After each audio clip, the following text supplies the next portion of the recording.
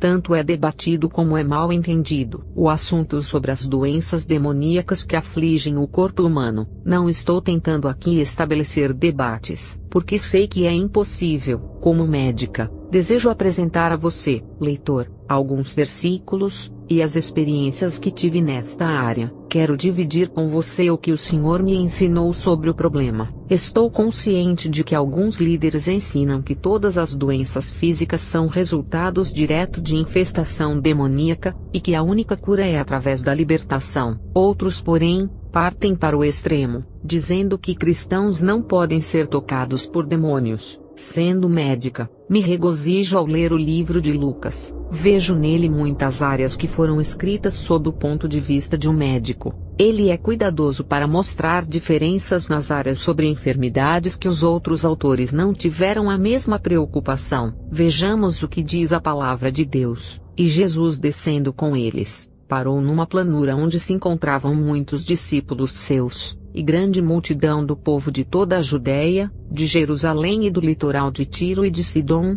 que vieram para ouvi-lo e ser curados de suas enfermidades. Também os atormentados por espíritos imundos eram curados. Lucas 6, 17 a 18. Verifique que aqui é feita uma distinção clara de doenças que foram curadas, e de outras que também foram curadas, como resultado da saída de demônios. Naquela mesma hora, curou Jesus a muitos de moléstias e flagelos, e de espíritos malignos, e deu vista a muitos cegos. Lucas 7:21. Novamente neste versículo, podemos ver a mesma distinção sendo feita. Lucas mostra nestes dois relatos, que algumas doenças são puramente físicas, e outras são causadas por demônios. Quando se ia aproximando, o demônio o atirou no chão e o convulsionou, mas Jesus repreendeu o espírito imundo, curou o menino e o entregou a seu pai. Lucas 9:42. Deixando ele a sinagoga, foi para a casa de Simão. Ora,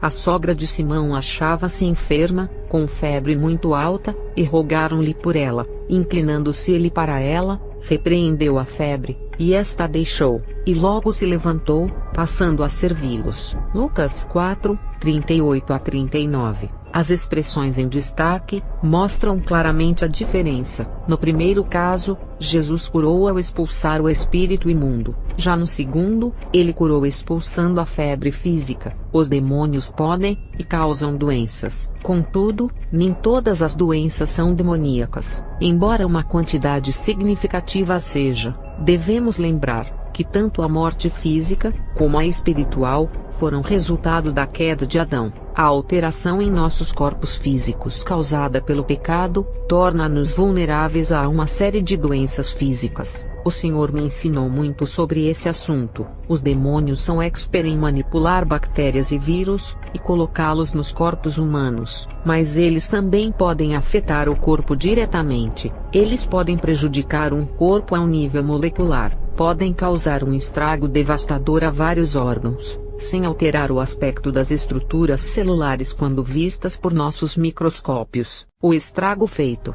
exige tratamento com remédios e nutrição, e etc. Porém, os médicos só podem saber o que está errado com o paciente, e que medidas deverão ser tomadas, apenas pela revelação do Senhor. Pouquíssimos são os médicos cristãos que se dispõem a depender completamente do Senhor. Eu não estou alegando que o tratamento de um determinado paciente seja feito sem os testes apropriados para se designar a doença. Mesmo assim, qualquer médico, admita ou não, presencia casos em que todos os diagnósticos não dão a resposta para o que está errado com o doente. Nestes casos, se torna responsabilidade do médico a orientação do Senhor, através da oração e do jejum. Uma das mais notáveis experiências que presenciei neste tipo de estrago demoníaco, foi um caso que aconteceu perto do fim do meu treinamento. Na época, eu era responsável pelo CTI. Bob, um homem de 35 anos, deu entrada na unidade, vindo de um hospital de uma cidade das redondezas onde estivera hospitalizado por uma semana. Ele adoecera de repente,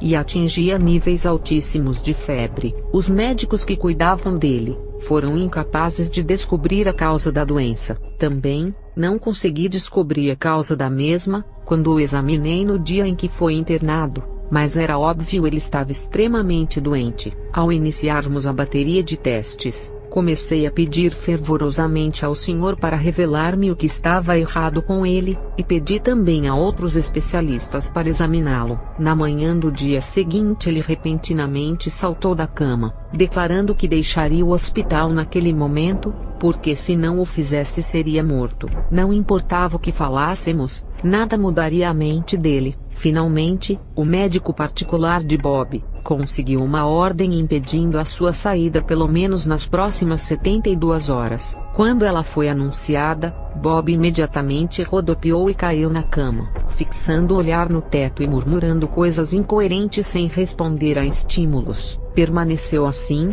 nos 2 dias que se seguiram, enquanto sua condição física deteriorava. Finalmente, no 3º dia de manhã, enquanto me preparava para o trabalho, o Senhor me falou que Bob, na realidade era um sacerdote superior de uma cidade próxima, e a doença dele era causada pela disciplina satânica. No entanto, ele queria sair do hospital porque estava sendo atacado por David, um sacerdote superior local que era médico no hospital. 2 sacerdotes superiores jamais ficam no mesmo território, a não ser por mútuo consentimento. Se assim não for, entram numa batalha até a morte. Bob sabia disso, e nas condições em que estava, não teria chances contra David. O pai me disse para ir e amarrar os demônios que estavam atando e confundindo a mente de Bob, e também dizer que sabia quem era e o que estava acontecendo, e que compartilhasse o evangelho com ele. Esperando ardentemente ter ouvido corretamente a voz do Senhor, fui fazer-lhe a vontade naquela manhã.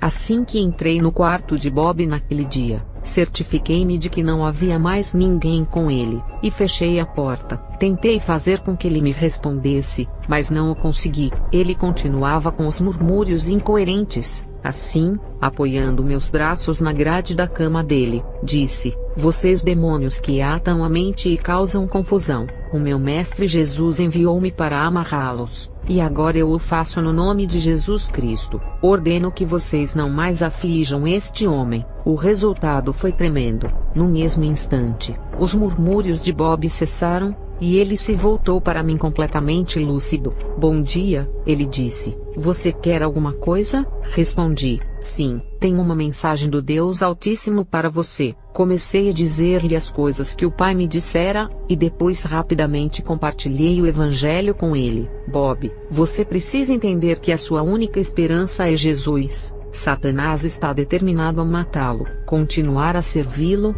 trará apenas destruição a você, e o que é pior, a eternidade no inferno." Ele olhou-me fingindo estar surpreso e disse: "Quem é você? Você está louca. Não sei sobre o que você está falando." Eu disse: "Ah, sabe sim, o meu Deus não mente." Ele disse: "Ah, vá embora, eu não quero nada com Jesus." Eu disse: "Então, assim seja, já que essa é a sua vontade." Terminando de falar, deixei o quarto. Daquele momento em diante, Bob permaneceu completamente alerta e orientado no tempo e no espaço. Devo admitir que perturbei os especialistas querendo que eles me dessem uma explicação, o porquê Bob estava consciente, mas a condição física dele não apresentava melhoras. Ninguém foi capaz de me dar uma explicação razoável. No entanto, continuei a orar e a jejuar intensamente por Bob, pedindo que o pai desse pelo menos mais uma chance a ele. 4 dias depois,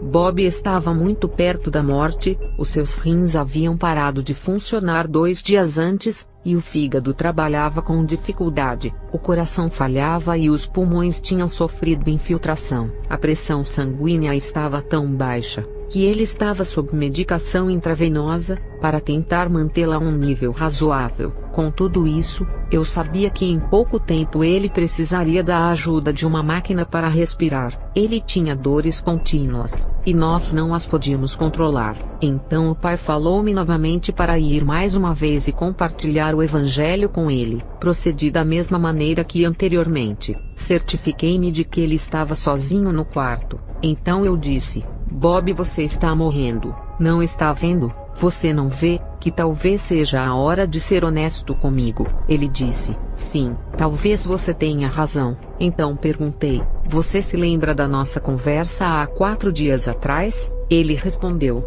sim, lembro muito bem. Você estava certa. Sou um sacerdote superior e queria sair daqui, porque sabia que David poderia me matar. Eu disse: Bob, é preciso que você entenda que sua única esperança é Jesus. Você não vai pedir que ele o perdoe e se torne mestre ao invés de Satanás? Ele disse: sim, mas acho que não me deixarão fazê-lo. Eu disse: por quê? Ele disse: porque Satanás está aqui. Dizendo isso, moveu a mão para o lado oposto da cama em que estava parada. Não pude ver nada, mas o meu espírito sentiu a presença dele. Então eu disse: não, o Senhor já o amarrou. Você quer um sinal de que o que eu estou falando é verdade? O Senhor havia dito que eu poderia expulsar o demônio da dor, como sinal de que o que eu estava falando era verdade. Ao expeli-lo, Bob sentiria um alívio imediato da dor. Então ele disse: não, só o fato de você ser louca o bastante para ter vindo aqui e correr riscos como estes, já é o bastante para mostrar-me. Assim, com lágrimas rolando pela face, ele tomou minha mão, e com voz tremulante, pediu a Jesus para perdoá-lo e tornar-se o seu mestre. Depois virou para o outro lado da cama, e dirigindo-se diretamente a Satanás, disse-lhe que não mais o serviria, independentemente do que acontecesse. Sob a direção do Senhor, eu expulsei os demônios responsáveis pela febre, dores, paralisação dos rins, e etc. As dores cessaram imediatamente, e pela primeira vez em muitos dias, ele já não as sentia. Passadas as 2 horas, ele não mais precisou de remédios para a pressão. Saiu do CTI dentro de 2 dias, e em menos de 2 semanas, ele recebeu alta completamente curado. Os especialistas atribuíram a causa da doença a um vírus. É o diagnóstico usado com frequência, quando não se sabe realmente a causa de uma determinada moléstia. Várias vezes, fico pensando nos inúmeros pacientes que morreram de enfermidades devastadoras, sem que as mesmas fossem realmente diagnosticadas. Normalmente,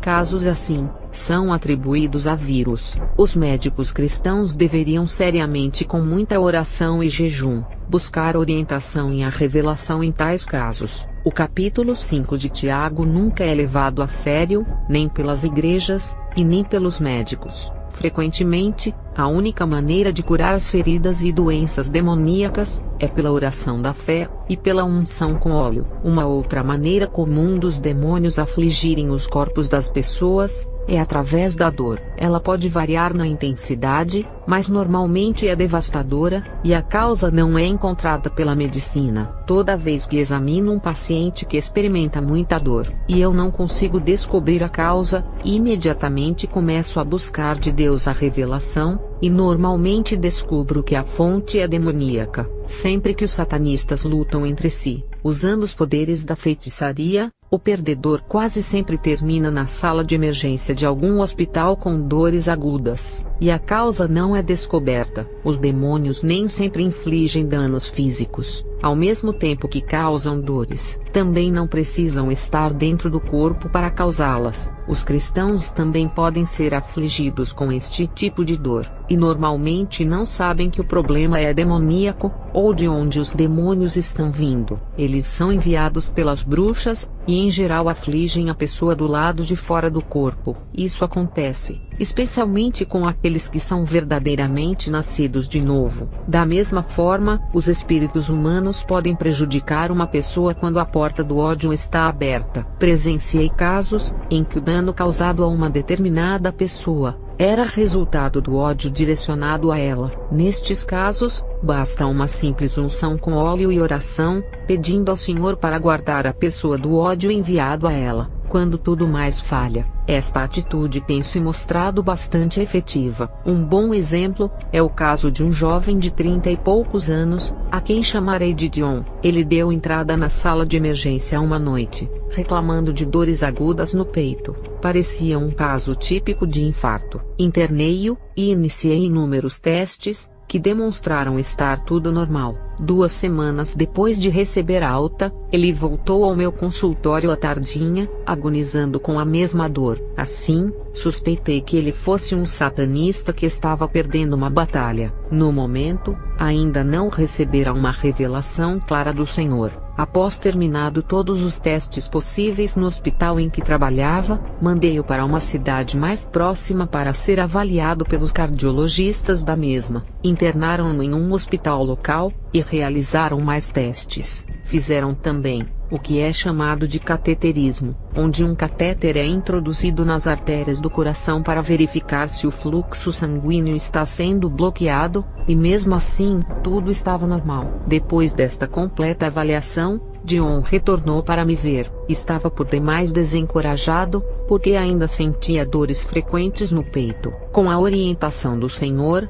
assentei-me com ele, e diretamente o desafiei com o fato de que eu pensava ser ele um satanista, e que a dor era o resultado de uma luta demoníaca entre ele e uma outra pessoa. Ele ficou tão assustado, que nem mesmo tentou negar o que eu estava dizendo. Conversamos muito, e eu compartilhei o Evangelho com ele, e disse que a única esperança era Jesus Cristo. Mas infelizmente, aquele jovem queria o poder a qualquer preço, a despeito de tudo o que acontecera. Ele ainda estava determinado a ficar no satanismo. Dion reconheceu que sabia que a causa de sua dor era a luta demoníaca. Finalmente, para fugir de um outro satanista mais forte, ele se mudou para outro estado, e começou a participar de uma outra assembleia tentando adquirir mais poderes. Oro sempre por ele, e fico pensando no que estará lhe acontecendo. Como é triste ver uma vida desperdiçada por causa da luxúria do poder. Os diversos problemas emocionais causados por demônios são intermináveis.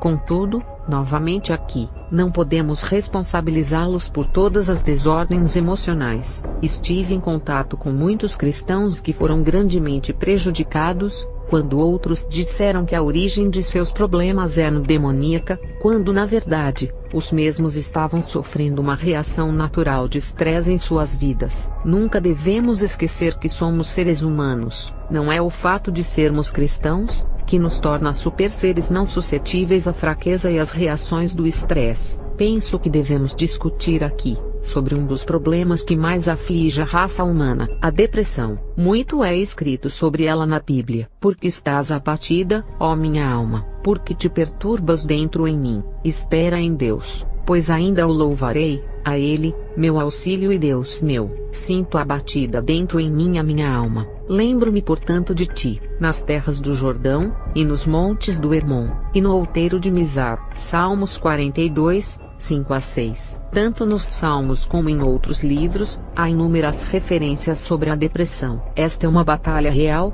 e nós somos seres humanos. Sou tremendamente grata a Deus por ter incluído tais versículos na palavra dele. Veja os seguintes versos. Desperta, porque dormes, Senhor. Desperta, não nos rejeites para sempre, porque escondes a tua face, e te esqueces da nossa miséria e da nossa opressão. Pois a nossa alma está abatida até ao pó, e o nosso corpo como que pegado no chão. Salmos 44, 23-25. Se um crente, verdadeiramente nascido de novo, tenta me dizer que nunca sentiu as emoções expressadas nestes versos, devo dizer que o mesmo nunca se dispôs a estar numa batalha espiritual pelo Senhor ou está mentindo. Olhe a tremenda honestidade com que o apóstolo Paulo escreveu. Porque não queremos, irmãos, que ignoreis a natureza da tribulação que nos sobreveio na Ásia, porquanto foi acima das nossas forças, a ponto de desesperarmos até da própria vida. Contudo, já em nós mesmos tivemos a sentença de morte,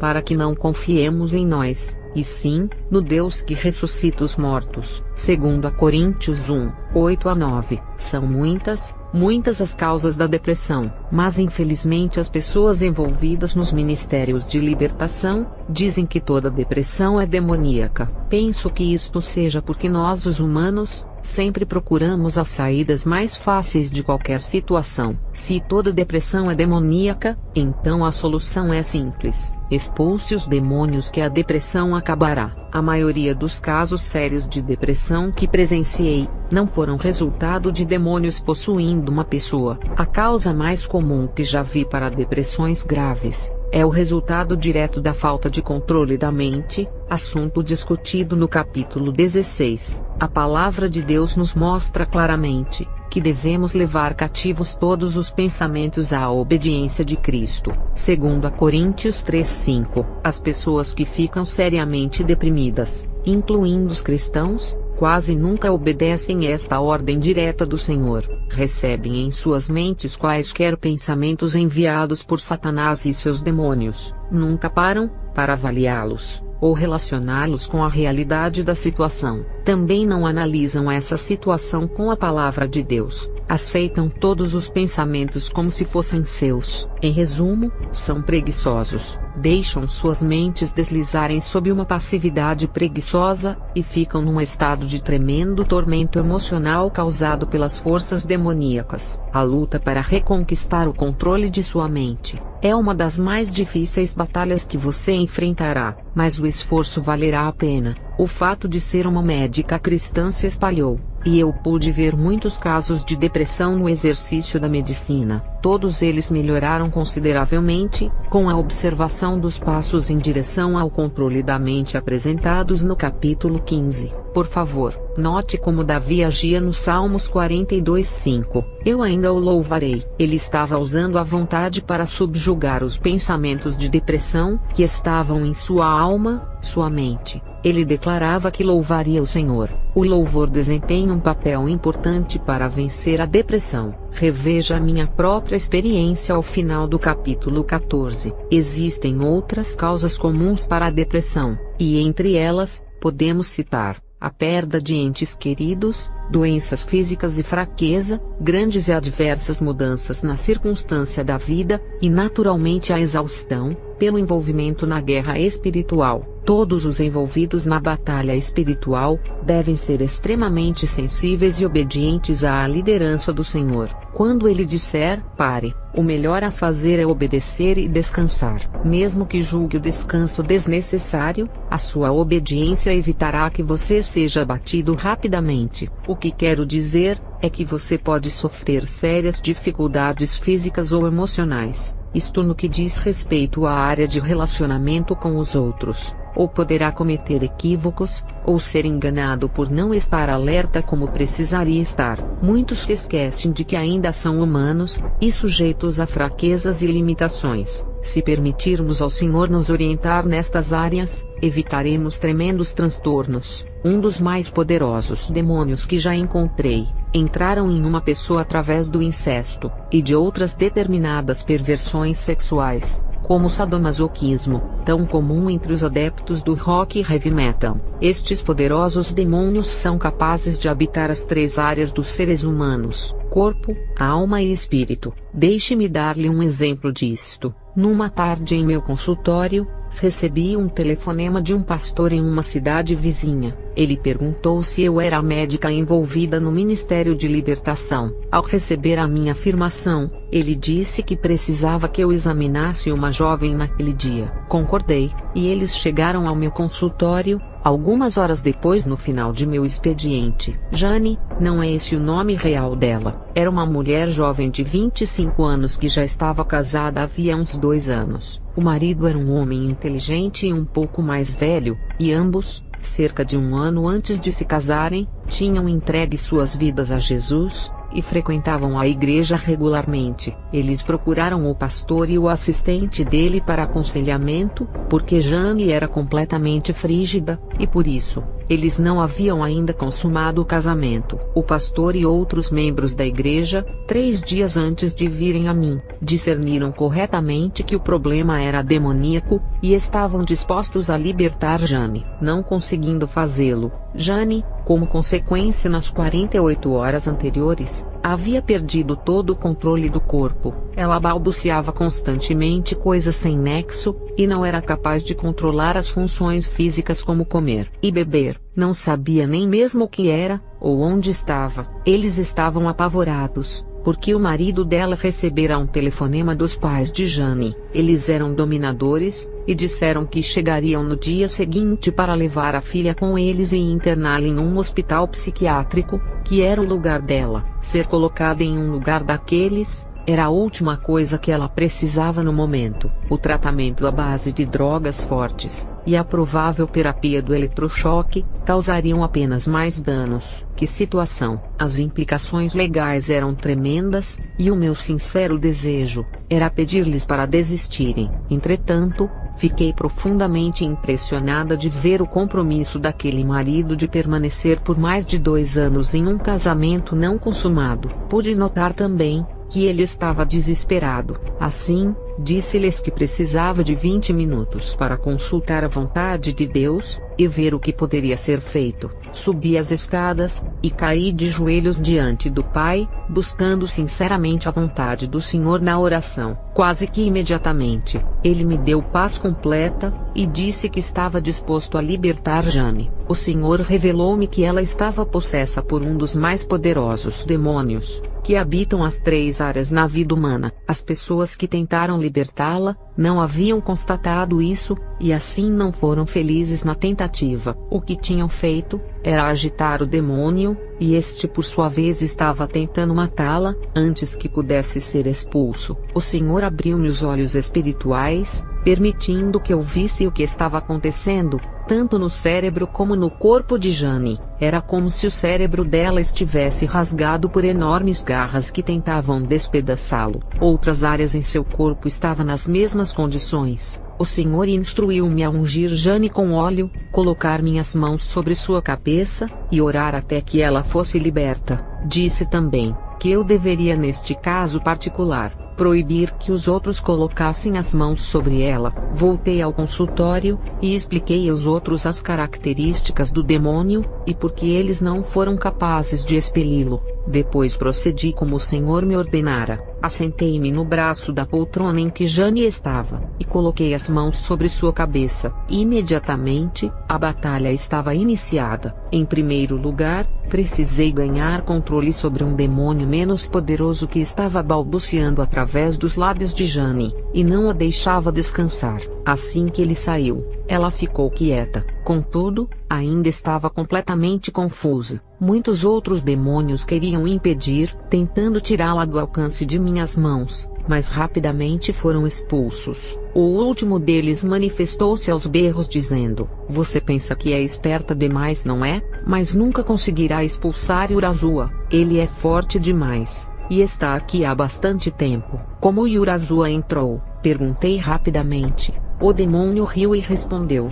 de um modo estupidamente fácil: "Ele entrou enquanto o pai de Jane fez sexo com ela quando era pequena." O Senhor, no entanto, já me revelara que aquela era a porta aberta em que aquele poderoso demônio entrara. É muito difundido entre os profissionais da saúde que os abusos sexuais na infância são uma das causas mais comuns de frigidez feminina. E isso é verdade, especialmente no que diz respeito ao incesto. Na escola de medicina, nos ensinaram nos cursos de psiquiatria que a percentagem de mulheres que foram bem-sucedidas com a ajuda psiquiátrica é terrivelmente baixo. Depois de 20 minutos ou mais, o pastor e os outros membros saíram dizendo que não tinham mais tempo a perder. Confesso que fiquei mais aliviada. Foi uma experiência memorável para mim. Enquanto assentada, e com as mãos na cabeça de Jane, pude sentir ao orar e louvar o Senhor, o poder que fluía sobre mim, e passava pelos meus braços e mãos. Fiquei tão quente, especialmente nos braços e mãos, que me senti desconfortável. Jane chegou a reclamar que minhas mãos estavam quentes demais, e que elas chegaram a queimar-lhe a cabeça. Era como se ela estivesse com queimaduras de 1º grau no couro cabeludo.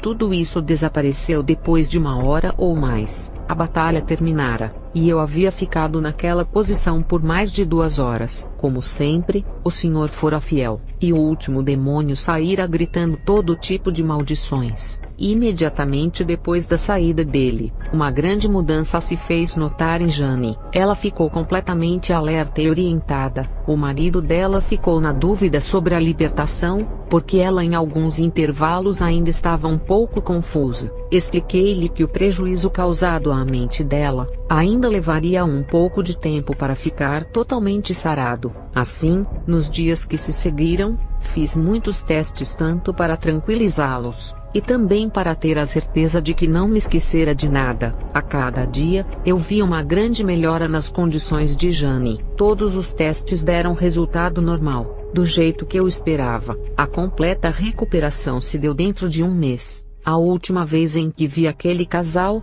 foi 3 meses depois da libertação de Jane. Estavam muito felizes, e o marido dela jubilante. Disseram-me que estavam mantendo relações sexuais normais, e que ela estava grávida do primeiro filho. Não sei como agradecer ao Senhor pela tremenda obra na vida daquele jovem casal. O vasto reino de Satanás está além da nossa compreensão. Devemos estar diariamente na inteira dependência do Senhor, para recebermos sabedoria e orientação. As pessoas são diferentes, e os ataques de Satanás são diferentes também. Não somos espertos o bastante para desmascará-lo. Oro continuamente para que o Senhor dê-nos sabedoria, porque esta batalha é real, e se não estivermos em plena comunhão com o nosso capitão, poderemos causar grandes feridas naqueles em que estamos tentando ajudar. O caso de Jane me fez lembrar de um ponto que é triste dizer, mas muitas pessoas que ministram libertação tendem a esquecer. É dito que Isaías 42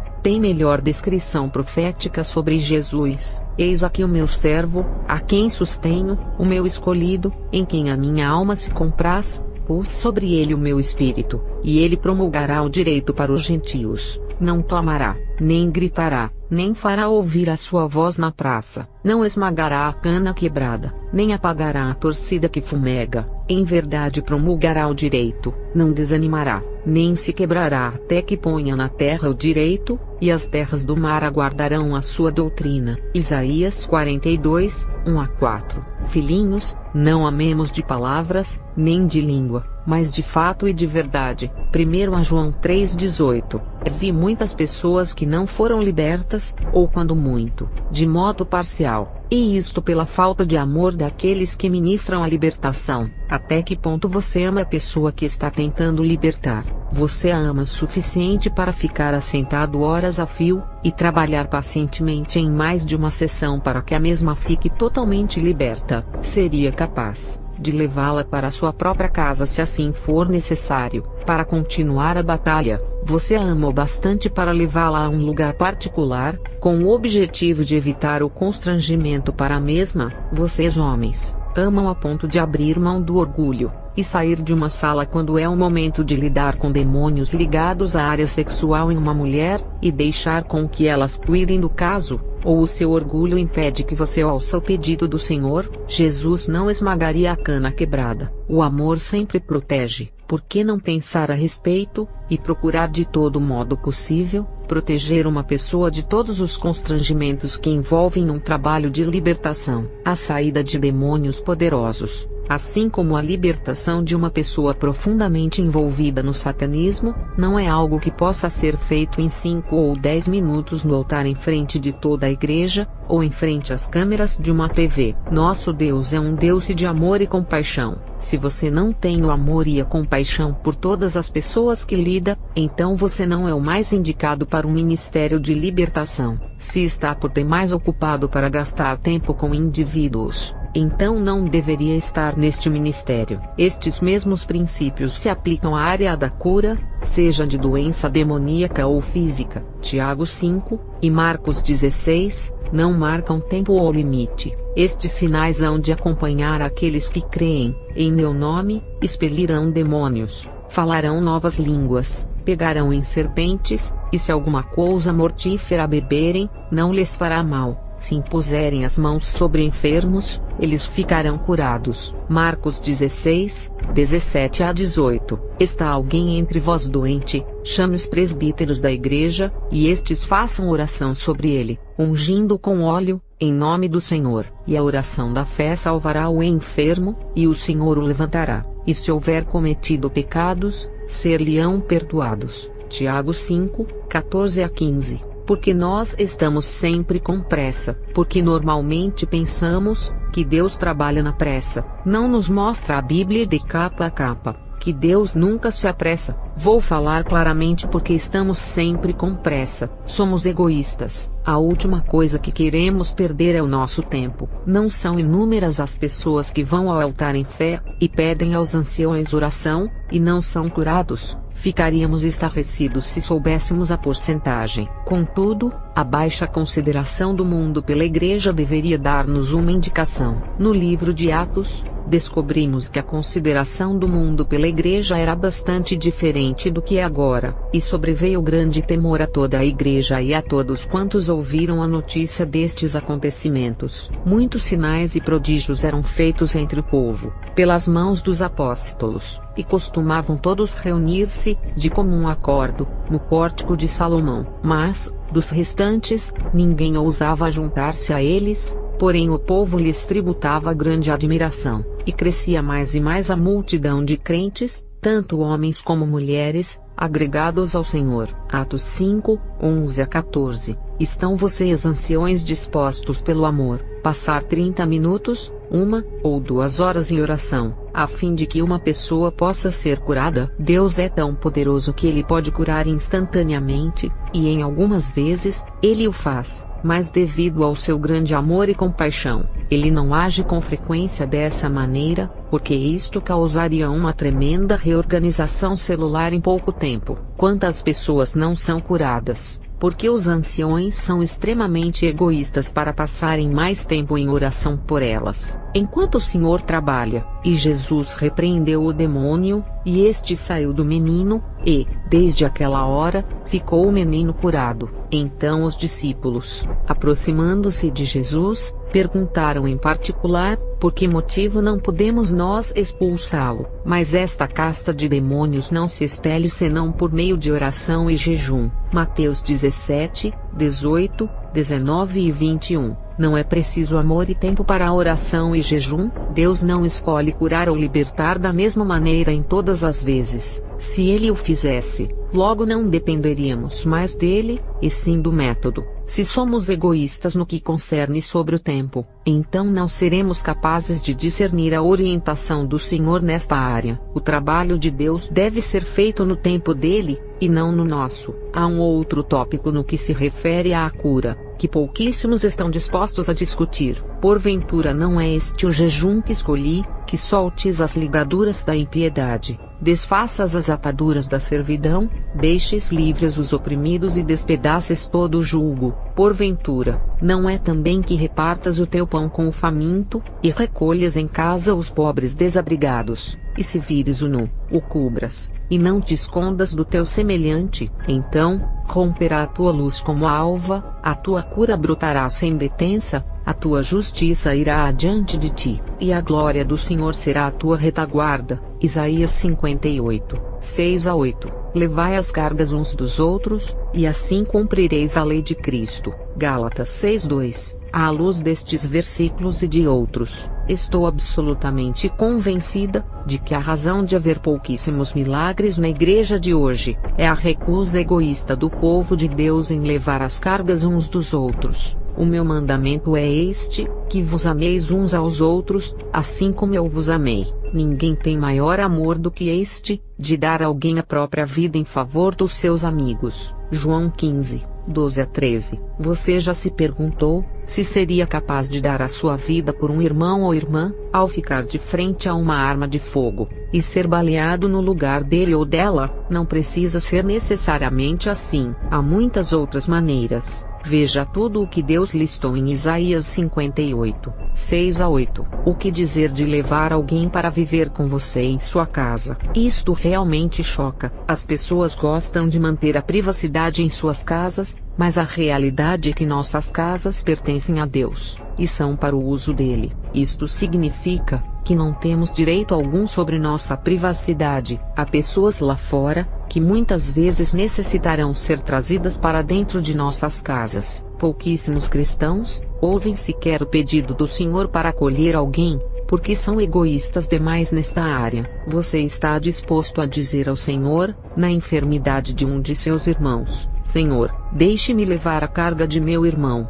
Deixe-me literalmente ter um pouco da fraqueza ou da dor, para que ele possa sarar mais rapidamente. Sim, oramos pela cura, e Deus cura. Sim, expulsamos Satanás e ele se vai. Mas estamos dispostos a levar as cargas uns dos outros? Vocês estão entendendo, queridos? Penso que esta seja a maneira de abrirmos mão de nossas vidas pelos outros. Também penso que ao agirmos assim, Deus libertará através de muitas curas milagrosas. Em Isaías 58, ele diz que quando procedemos dessa maneira, a cura brotará sem detença. Verso 8. Certamente que Deus tem todo o poder nos céus e na terra. Em todos os casos, ele tem o poder de curar e levantar os mortos. Porém, digo firmemente que em muitos deles, Deus deixa de agir livremente, devido à nossa indisposição egoísta de compartilhar as cargas uns dos outros. E assim cumprimos a lei de Cristo. Gálatas 6:2. Não muito tempo atrás, um irmão em Cristo com quem trabalhava diariamente machucou a coluna. O dano foi tão grave,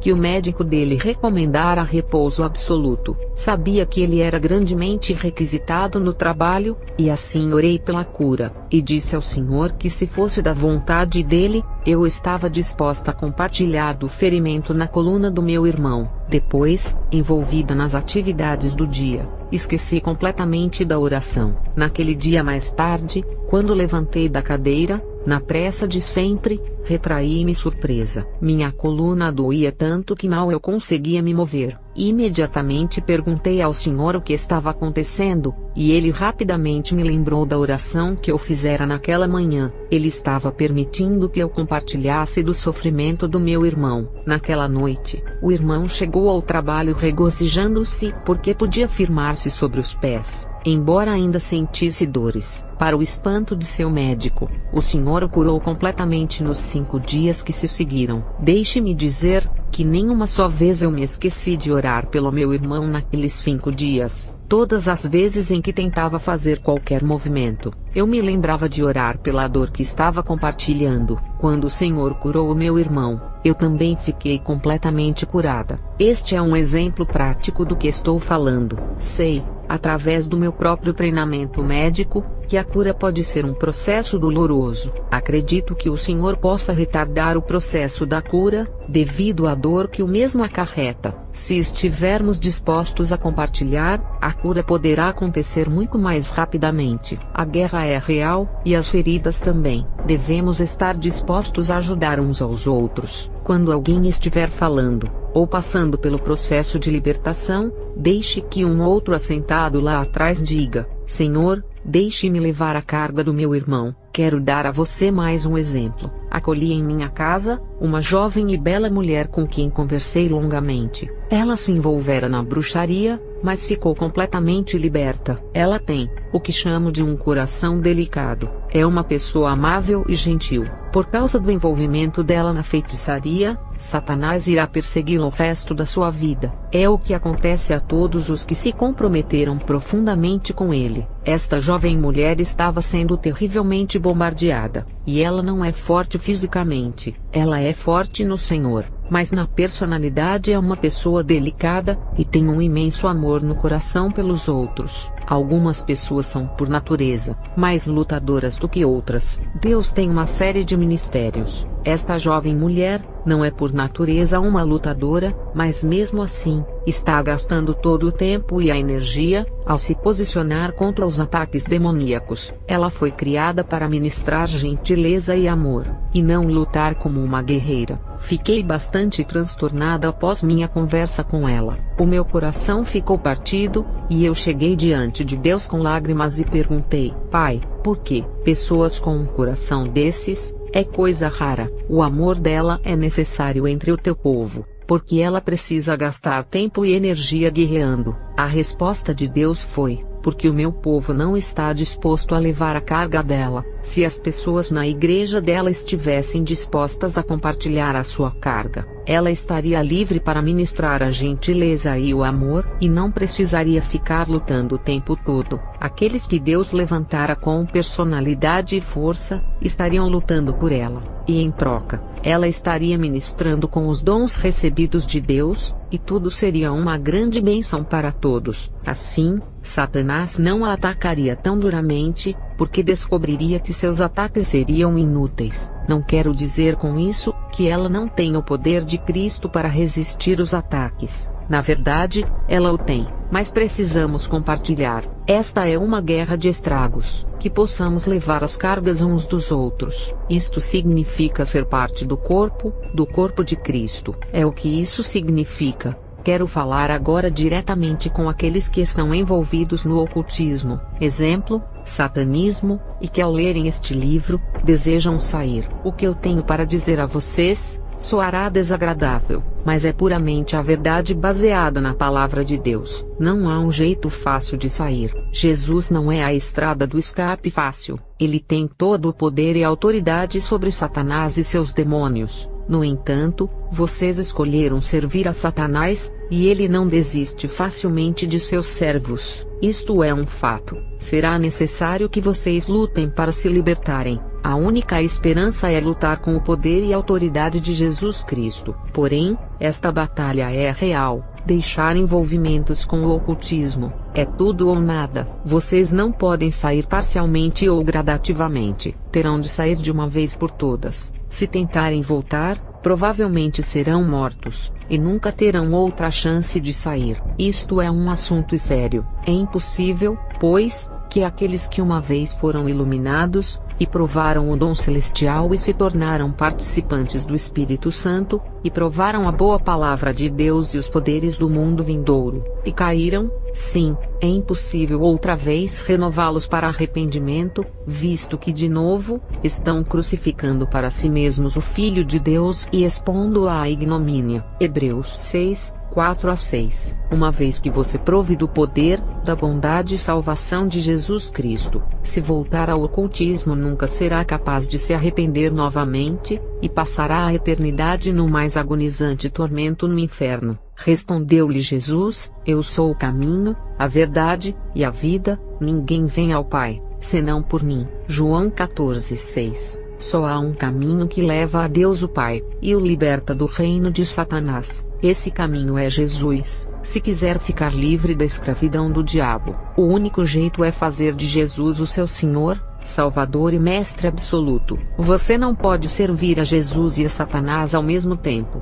Assim, se não estiver servindo a Jesus, está servindo a Satanás. Mas se quiser ficar livre, tudo o que tem a fazer é pedir em voz alta a Jesus para perdoá-lo, lavar todos os seus pecados com o precioso sangue que foi derramado por ele na cruz, e pedi-lo para tomar completamente o controle de sua vida. Os demônios ao redor de você e dentro de você farão tudo para impedi-lo de tomar esta atitude. No entanto, se você quiser, não poderão detê-lo. Aparte-se da injustiça do diabo, todo aquele que professa o nome do Senhor. Segundo a Timóteo 2,19, parte B, você deve fazer um rompimento total e completo com todas as obras de Satanás. Estou ciente de que isto será a coisa mais difícil de se fazer, já que quase tudo o que você tem foi dado por Satanás. Deverá desistir de todos os seus poderes de bruxaria, e nisto se inclui a capacidade de comunicação com o mundo espiritual. Peça ao Senhor para tirá-la de você, a ponto de que, se você se rebelar e quiser usá-la novamente, não o consiga. Deve pedir que o Senhor faça também uma separação entre o seu espírito e sua alma, para que possa perder completamente e para sempre a capacidade de comunicar-se com Satanás e seus demônios, e também que você não consiga usar seu corpo espiritual, já que não mais poderá usar seus poderes de bruxaria para proteger a si mesmo, porque a palavra de Deus é viva e eficaz, e mais cortante do que qualquer espada de dois gumes, e penetra até ao ponto de dividir alma e espírito, juntas e medulas, e apta para discernir os pensamentos e propósitos do coração. E não há criatura que não seja manifesta na sua presença. Pelo contrário, todas as coisas estão descobertas e patentes aos olhos daquele a quem temos de prestar contas. Hebreus 4, 12 e 13. Você não pode esconder nada de Deus, por isso, deve romper com tudo o que for mal. Se estiver morando com outros envolvidos no satanismo, por exemplo, em uma comunidade,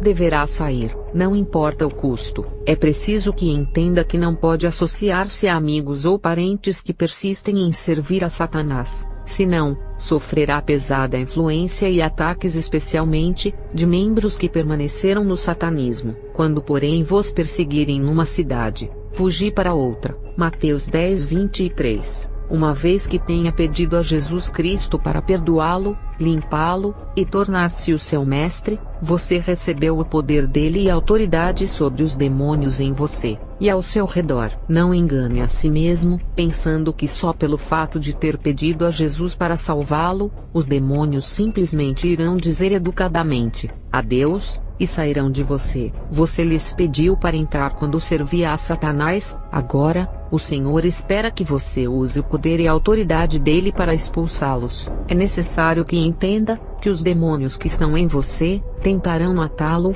se os satanistas não o fizerem pessoalmente. Não deixe que os demônios controlem você. Ao contrário, você deverá controlá-los. Expulse-os em voz alta no nome de Jesus, e ordene-os a sair, e deixar você no nome de Jesus. E estes sinais hão de acompanhar aqueles que creem. Em meu nome expelirão os demônios. Marcos 16, 17. Eis aí vos dei autoridade para pisar de serpentes e escorpiões, e sobre todo o poder do inimigo. Lucas 10, 19. Você precisa de ajuda. Ore e peça ao Senhor para conduzi-lo a irmãos e a irmãs que são capazes e estão dispostos a ajudá-lo. Mas tenha cuidado. Nas igrejas cristãs, há muitos servos de Satanás, e muitos cristãos que não estão completamente compromissados com o Senhor. Busque a orientação e a confirmação do Senhor, antes de confiar em quem quer que seja. É quase certo que você precisará de ajuda para obter libertação completa dos demônios em você. Esta libertação é completa, e é possível.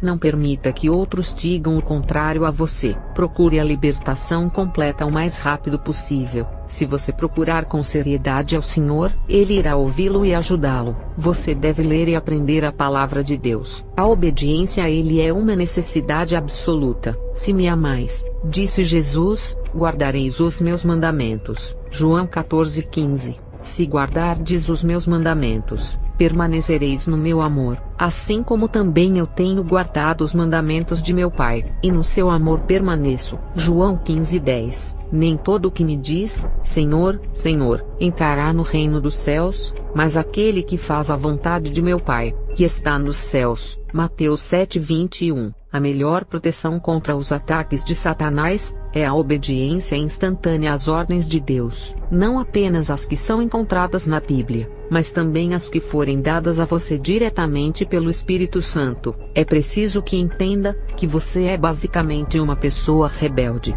senão você não teria se envolvido no ocultismo. O satanismo atrai as pessoas, porque elas querem poder para controlar a própria vida, e também a vida dos outros. Por esta razão, a área do senhorio de Cristo em sua vida será fortemente atacada por Satanás. Ele colocará perguntas em sua mente do tipo: por que eu deveria fazer tudo do jeito de Deus? Afinal de contas é minha vida. Não, não é assim. Não se esqueça de que foi comprado por um terrível preço, o sofrimento de Jesus na cruz. É nisso que você pertence ao Senhor. A Bíblia é clara sobre esse assunto, porque a rebelião é como o pecado de feitiçaria, e a obstinação é como a idolatria. 1 Samuel 15:23. Estude e memorize a palavra de Deus. Ela será para você segurança. O próprio Deus irá dar-lhe o entendimento das Escrituras. Não aceite argumentos, conceitos ou comentários de quem quer que seja,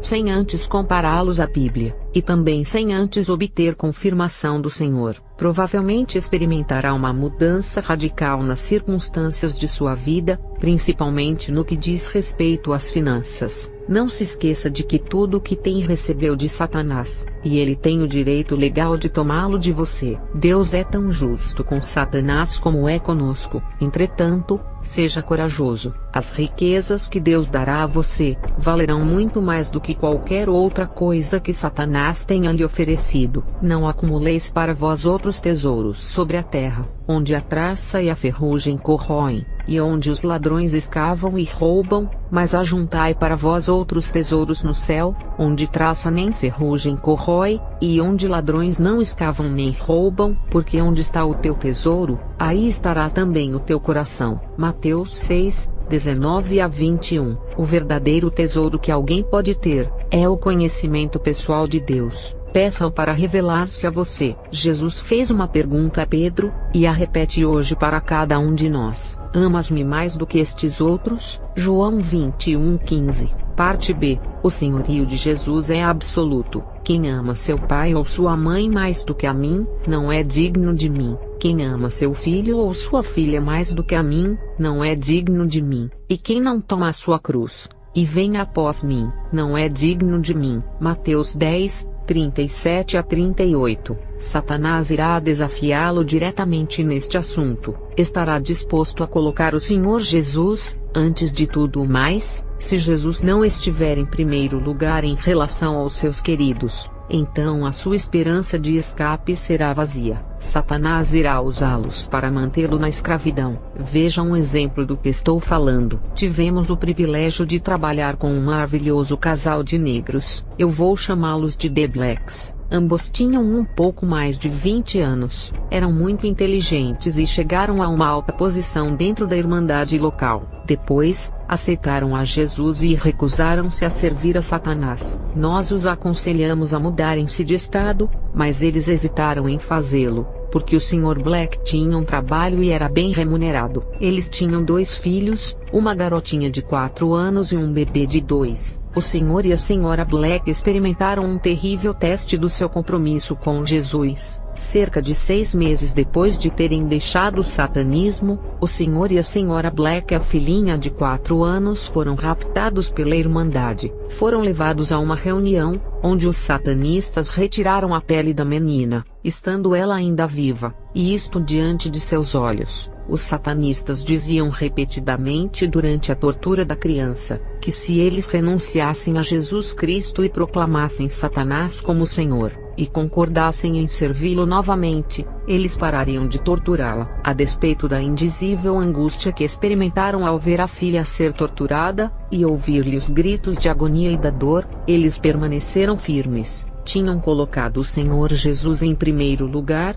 e não iriam negá-lo. Finalmente a criança morreu, e eles foram soltos. Uma semana depois, o bebê, um menino, ficou violentamente doente. Foi hospitalizado e cuidado pelos especialistas do local. Nada adiantou. Ele morreu em 48 horas. Os médicos nunca descobriram o que estava de errado com ele. Ficou óbvio que tinha sido morto pela feitiçaria. Novamente, o Sr. e a Sra. Black ficaram firmes em Jesus. Pouco depois das 2 tragédias, eles se mudaram do estado. Ocasionalmente nos comunicávamos, e 2 anos depois, o casal Black tiveram gêmeos. Nasceram um menino e uma menina, e o Sr. Black estava estudando para se tornar um pastor. Você pode estar pensando, como pode ser isto? Porque o Senhor não protegeu seus filhos, uma vez que eles se tornaram cristãos. Isto não é um jogo. Uma vez que você faça uma entrega completa a Jesus, tudo passa a ser dele. Esteja certo de que Satanás irá pedir ao Senhor tudo o que você entregou a ele,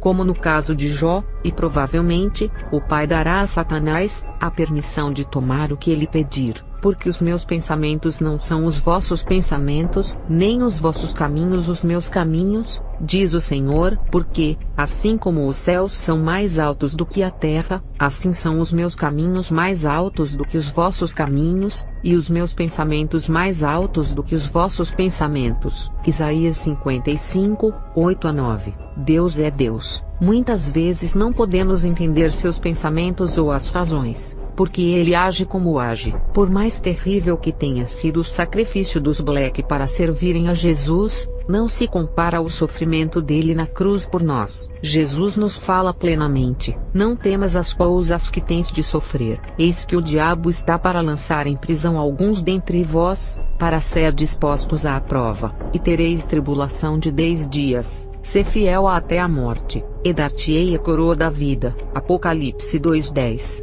Não temais os que matam o corpo e não podem matar a alma, temei antes aquele que pode fazer perecer no inferno tanto a alma como o corpo. Mateus 10:28. Deixe-me esclarecer algo: esta batalha é real e mortal. Estou consciente de que muitos firmemente irão discordar de mim, e enfaticamente recusarão aceitar o que vou dizer. Porém, devo falar o que o meu Mestre Jesus me ordenou, independentemente das opiniões. Qualquer cristão que entre na verdadeira batalha espiritual, e aqueles que antes de servirem a Jesus serviram a Satanás, devem esperar perseguição, sofrimento e feridas resultantes do combate, e provavelmente, você não receberá alívio ou cura imediata. Ora, todos quantos querem viver piedosamente em Cristo Jesus serão perseguidos. Segundo a Timóteo 5:12. Até que grau você está disposto a sofrer pelo Senhor? Estou falando de sofrimento físico,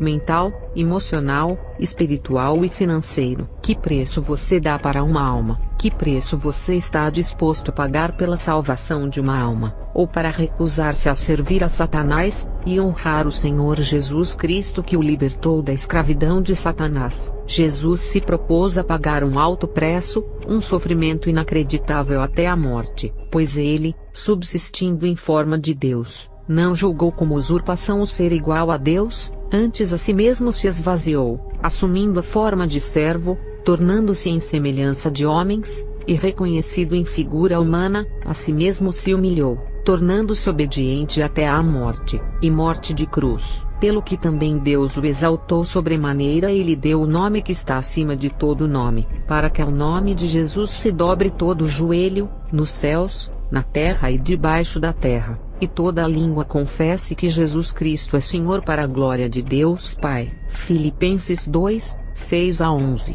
Contudo, as pessoas irão dizer: em Cristo nós temos vitória, não derrota. Isto é verdade. Realmente, o propósito deste livro e de nossas vidas é declarar esta vitória. No entanto, ela não é instantânea em nossa cronometragem de tempo. Primeiro, ainda há muita luta e batalha a serem travadas, e por fim, teremos completa vitória em Jesus. Todas as nossas lágrimas serão enxugadas pelo próprio Deus, e assim passaremos toda a eternidade numa longa e jubilosa celebração de vitória. Nesse meio tempo, enquanto estamos no meio da batalha, o que dizer da nossa capacidade de suportar, e qual é a nossa esperança? Como a enfrentamos? Em muitas situações, a eternidade parece nebulosa e tão distante, que nem mesmo o fato de pensarmos nela nos conforta. Quantas vezes eu já respondi às pessoas com esta resposta banal: oh, não se preocupe, Deus não permitirá vir sobre você mais do que pode suportar. Mas esta é uma resposta errada,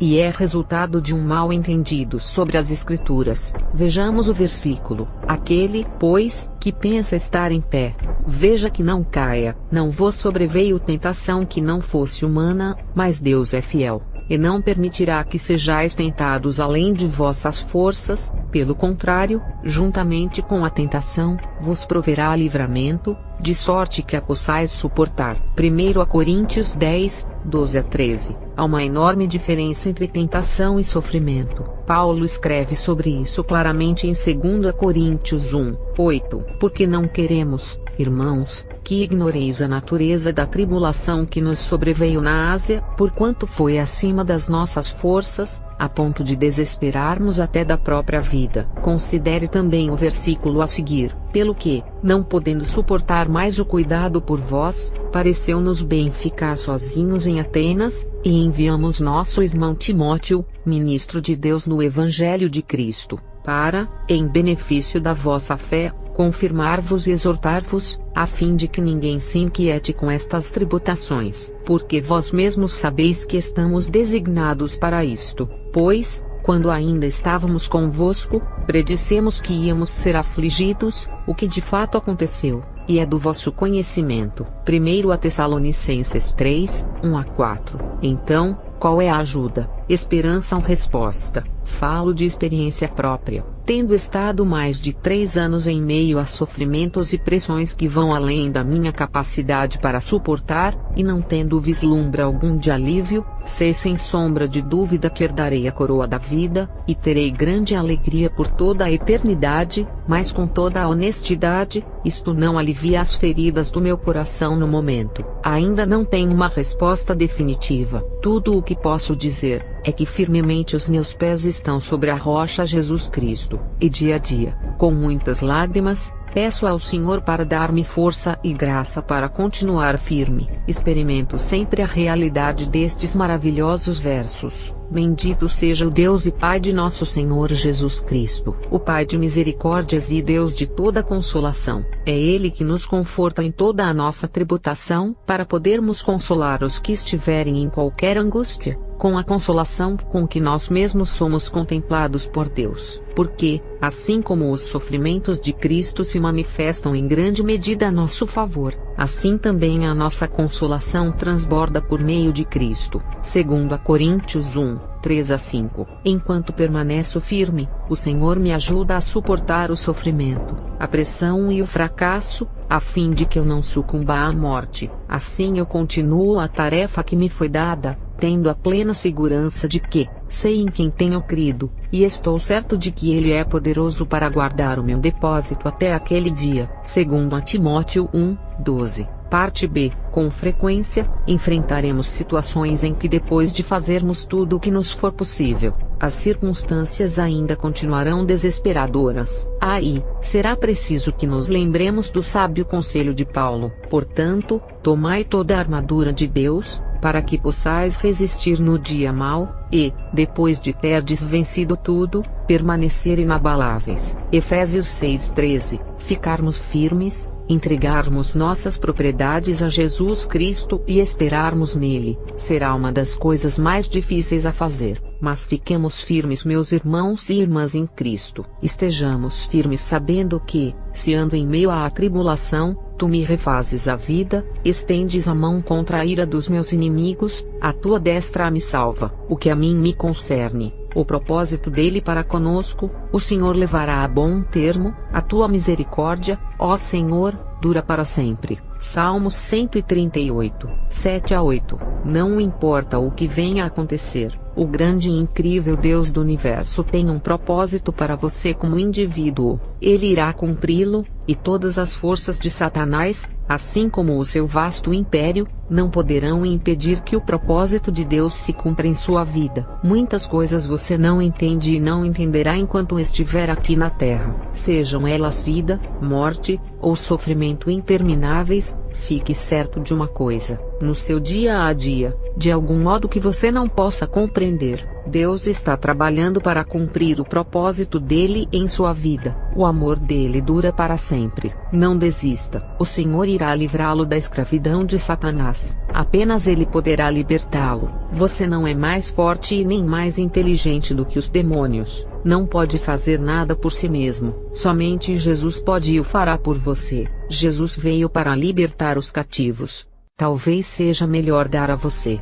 as definições de alguns dos objetos e termos mais comuns usados no ocultismo. A lista citada aqui neste capítulo é muito grande, mas ainda assim, está limitada aos termos mais comuns que muitas vezes os cristãos não percebem.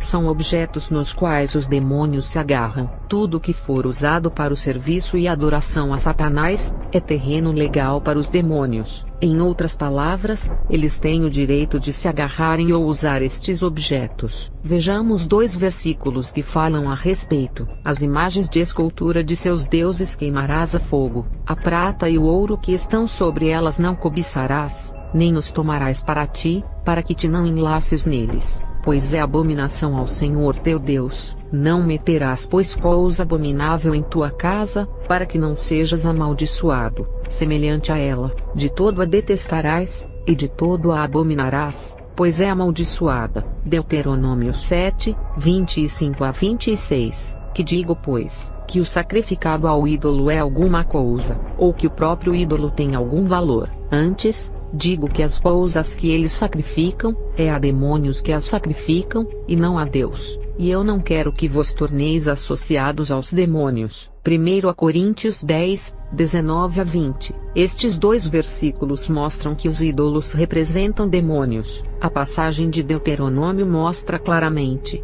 que todas as coisas usadas no culto a Satanás são abominação ao Senhor. Até mesmo a prata e o ouro usados nelas devem ser destruídos. Deus tem um propósito para todas as suas ordens, e ele não queria que os israelitas sofressem os efeitos dos objetos demoniacamente contaminados, ao trazê-lo para dentro de suas casas. Deus os advertia para que não se tornassem algo contaminado. Por quê? Porque a poderosa influência enxertada pelos demônios nos objetos poderia fazer com que eles caíssem na adoração demoníaca. A seriedade de Deus sobre o uso destes objetos usados no culto a Satanás é demonstrada mais e mais nas Escrituras. Leia a história de Acã, no livro de Josué capítulo 7. Deus ordenara que os israelitas não tomassem dos despojos da cidade de Jericó, pois esta estava envolvida no culto e adoração a Satanás, mas Acã tomou alguns dos artigos da cidade. Deus falou a Josué: Israel pecou,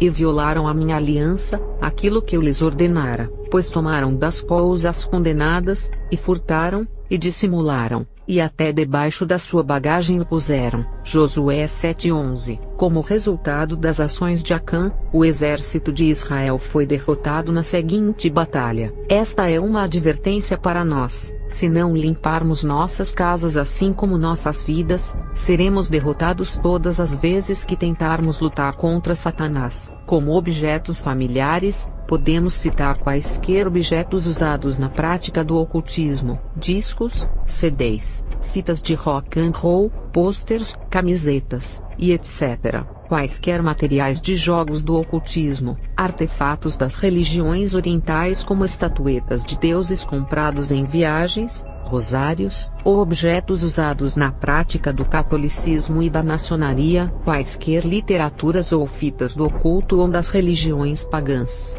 e muitos outros. A lista é quase que interminável. Todos estes materiais devem ser destruídos. No Novo Testamento, em Atos, os moradores de Éfeso nos dão um excelente exemplo. Chegou este fato ao conhecimento de todos, assim judeus como gregos, habitantes de Éfeso, veio temor sobre todos eles, e o nome do Senhor Jesus era engrandecido. Muitos dos que creram vieram confessando e denunciando publicamente as suas próprias obras. Também muitos dos que haviam praticado artes mágicas, reunindo seus livros, os queimaram diante de todos. Calculados os seus preços, achou-se que montavam a 50.000 denários. Atos 19, 17 a 19. Há um outro tipo de objeto familiar em questão. Os servos de Satanás podem invocar os demônios, e uni-los aos chamados objetos do oculto. Depois, presenteiam as pessoas com estes objetos, e assim, introduzem os demônios nas casas das mesmas sem o consentimento delas. O propósito destes objetos é causar através da influência demoníaca,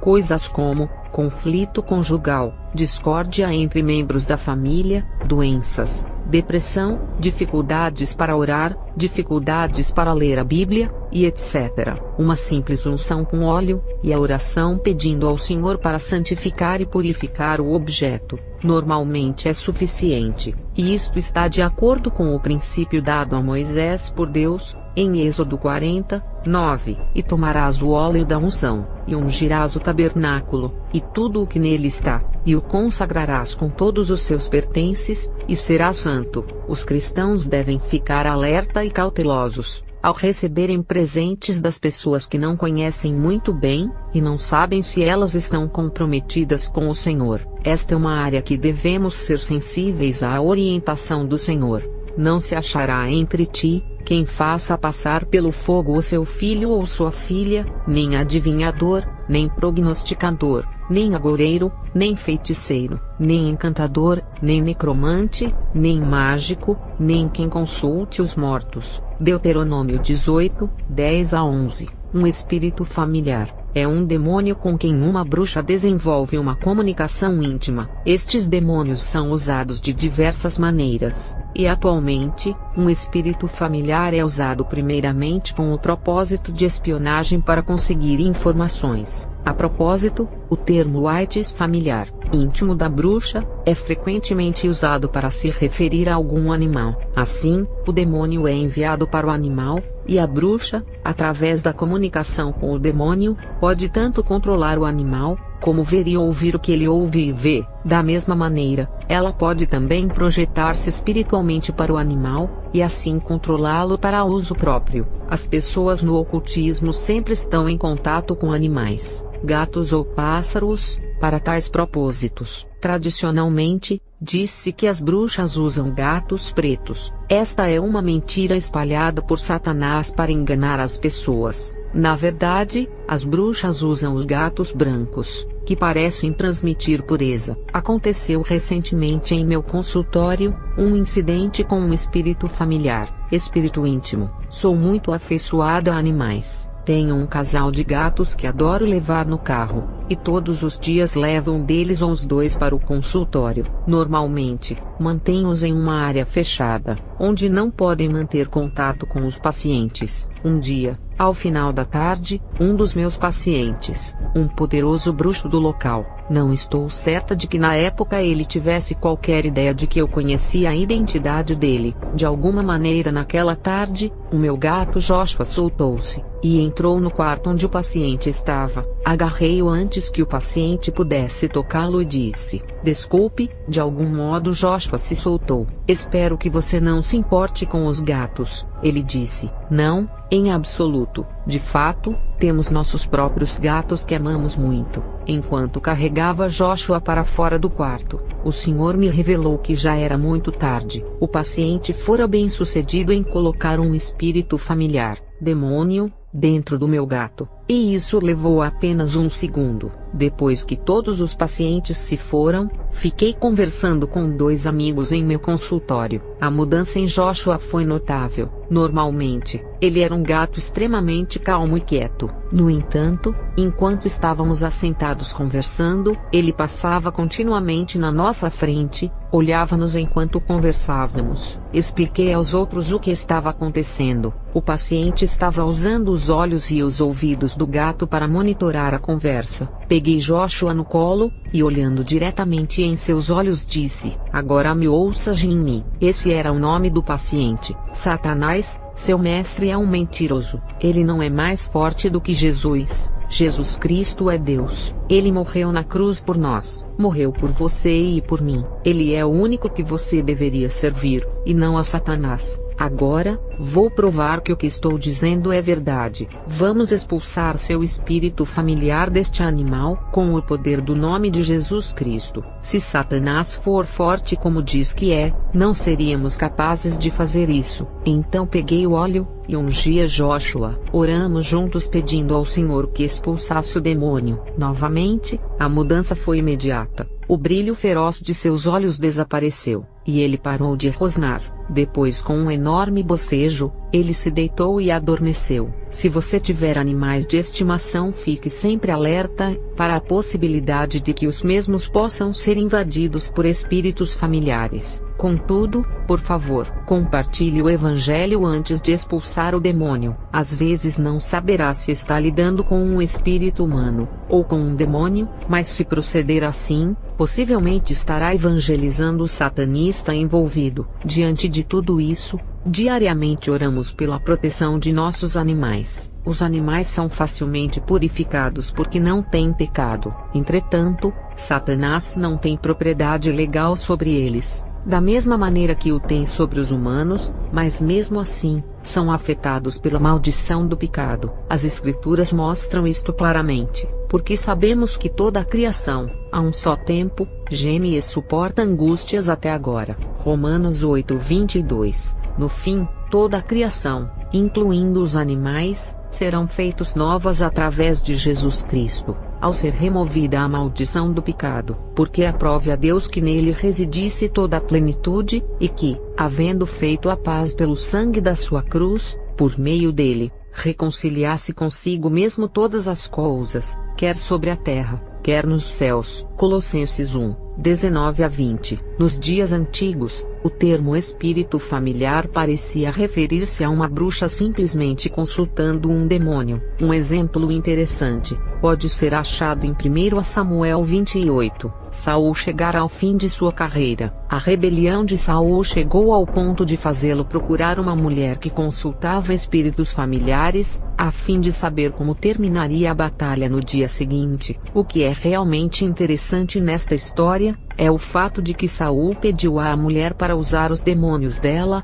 com o propósito de invocar o espírito morto do profeta Samuel. É claro que a mulher não hesitou em fazê-lo, esperando que seus demônios se manifestassem disfarçados de Samuel. São mentiras. Todas as sessões espíritas em que supostamente pode-se fazer contato com os mortos, estas bruxas não podem realmente entrar em contato com os mortos. Este versículo mostra que elas usam demônios que se disfarçam com uma pessoa morta. Satanás pode matar uma pessoa fisicamente, mas não pode controlar-lhe o espírito ou a alma depois de morta. Jesus disse: "Digo-vos, pois, amigos meus, não temais os que matam o corpo e, depois disso, nada mais podem fazer. Eu, porém, vos mostrarei a quem deveis temer. Temei aquele que depois de matar, tem poder para lançar no inferno. Sim, digo-vos, a esse deveis temer." Lucas 12, 4-5. O temor do Senhor é o princípio da sabedoria.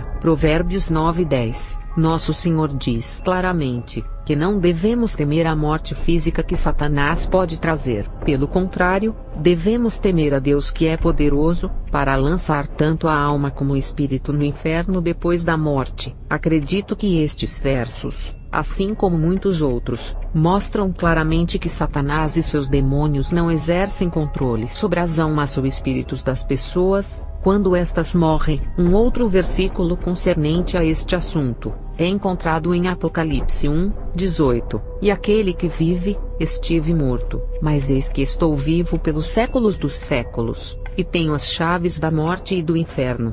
Tudo isto serve para o mesmo propósito, isto é, invocar demônios para realizarem uma determinada tarefa. Frequentemente, os encantamentos são na forma de uma poesia, são inúmeros, e passados de uma geração a outra, e usualmente, são citados em voz alta. Lembre-se, os demônios não podem ler a mente humana, porém, muitas vezes são falados no mundo espiritual pelo espírito de uma bruxa, e isto não é audível com os ouvidos físicos. A expressão colocar um encantamento ou maldição em alguém refere-se à atitude de invocar um determinado demônio, e assim enviá-lo a uma outra pessoa para causar-lhe danos ou influência. Todos os encantamentos, palavras mágicas, e etc., são acompanhadas por demônios, até mesmo as que são chamadas de boas, como aquelas que estimulam o amor em uma pessoa, e etc. Um outro termo muito conhecido em outros países é o bewitch, que quer dizer enfeitiçado,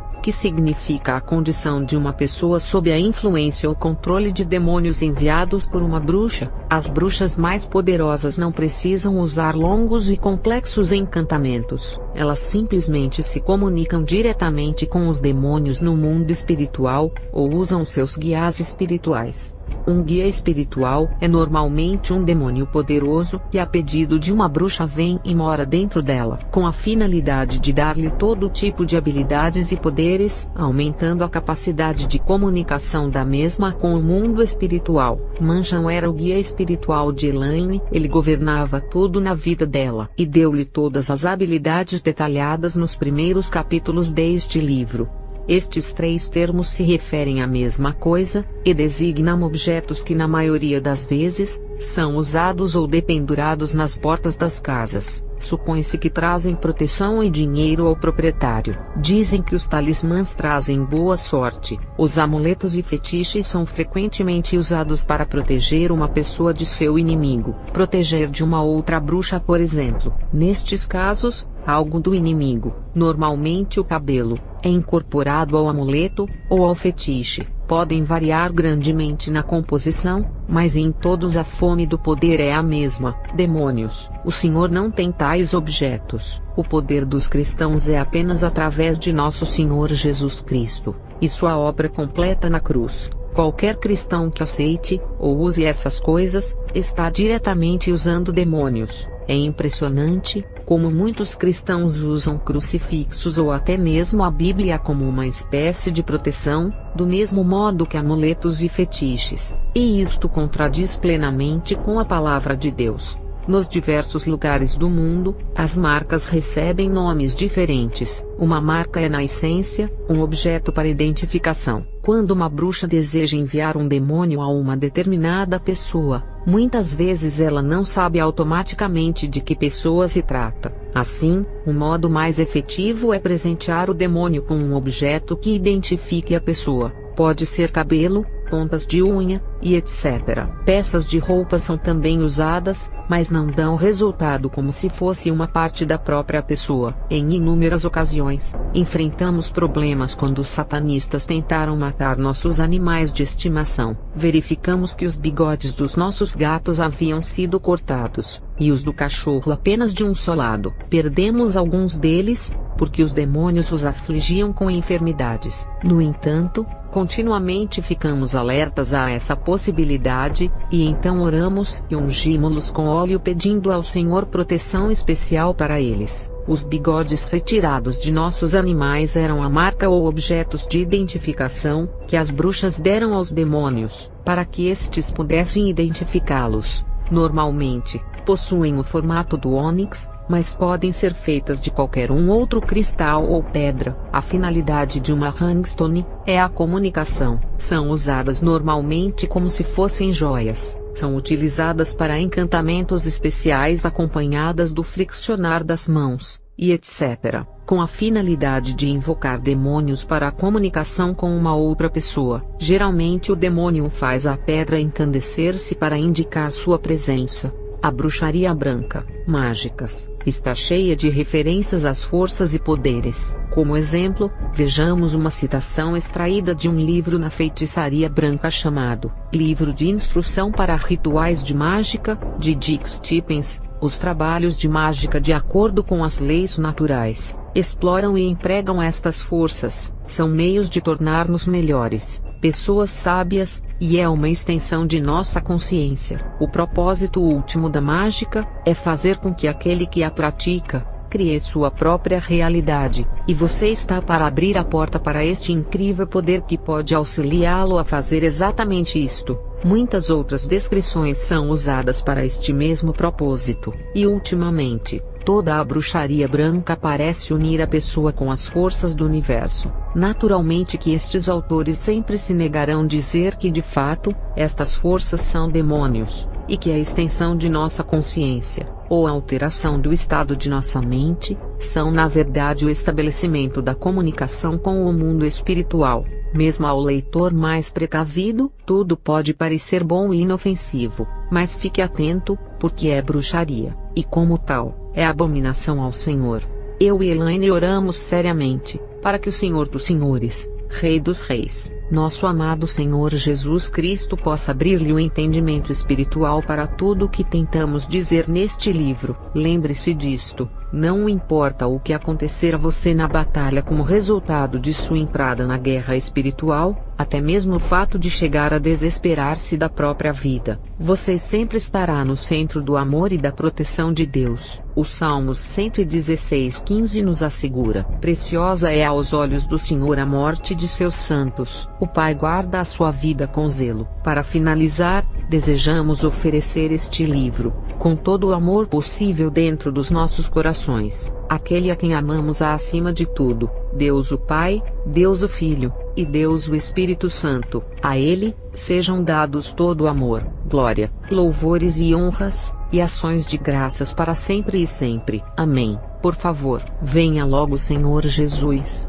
Quero que o leitor entenda, de que não sou escritora profissional, e peço desculpas se em alguma parte deste livro não me fiz entender claramente. Decidi acrescentar ao livro esta nota, devido a numerosas perguntas que me foram feitas concernentes à luta que enfrentei com os demônios em Elaine. O Senhor sempre nos ordena honestidade completa. Preciso escrever tanto sobre minhas falhas, como sobre o meu sucesso. A batalha com os demônios em Elaine foi um treinamento para mim, sem constrangimentos. Admito que não sabia o que estava fazendo. Foi pela busca na palavra de Deus, e pela orientação direta do Espírito Santo que aprendi rapidamente. Uma coisa maravilhosa é que o Senhor honra os desejos dos nossos corações. Ele sabia que tanto eu como Elaine desejávamos servi-lo. Assim, não importando o quanto fôssemos incapazes, Jesus foi fiel.